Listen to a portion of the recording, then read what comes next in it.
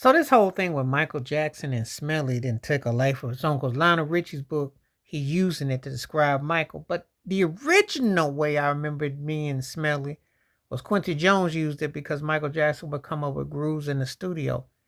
And as far as talking about the man smell or something, I think it's a bit tacky. Me is looking for something I always dig against Michael, trying to make it sound like Lionel Richie threw a shot at him. Um, is it much to do about anything? Well, I mean, um, I never really heard no one say anything about Michael Jackson smelling nothing.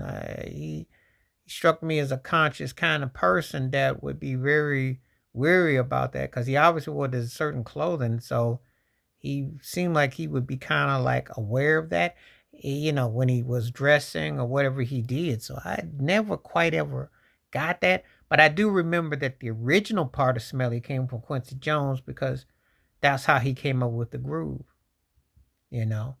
And also, one thing I knew about Michael Jackson back in the day with that was that he wasn't a guy that was vulgar per se. He had some words later on in his career in the studio, but that wasn't part of his DNA. So smelly was like a term that Quincy gave him. It's more of an affectionate term because of the way he would come up with jelly, smelly jelly with the groove. It had nothing to do with his body odor, nothing like that. I don't know why people be running with stuff, saying stuff. You know, I don't. And listen, I think Lionel Richie is one of the greatest artists ever. I think that the guy is talented.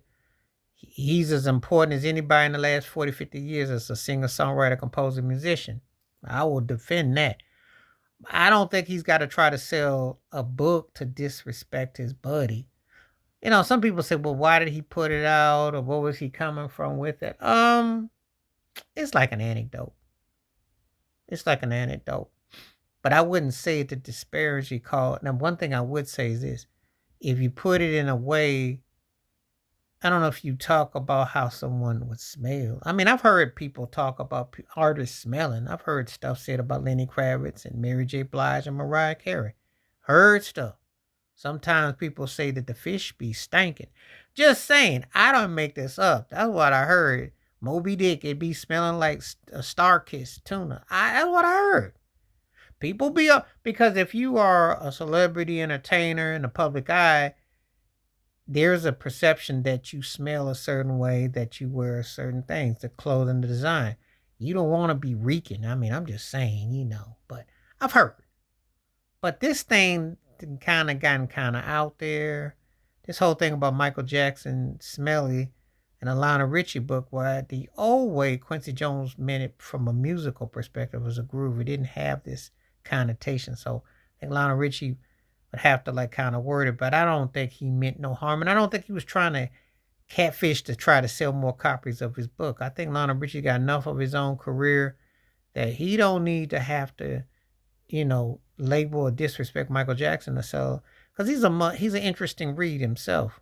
You know, the Lionel Richie story is interesting. I think if it's told with any kind of, not just some old random quote, you know, because there's enough storylines about his career which would be compelling, to say the least.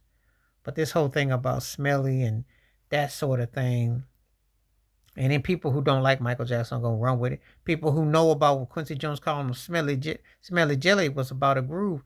It meant a whole different connotation. But let me know where you come down on it. Please hit like, subscribe, welcome thoughts, comments, and I do respond. Thank you. Wash your hands. Keep your mind clear. Watch out for another. Share the video if you like. Stay safe, stay blessed, stay woke, stay free. I'm out one time. Peace.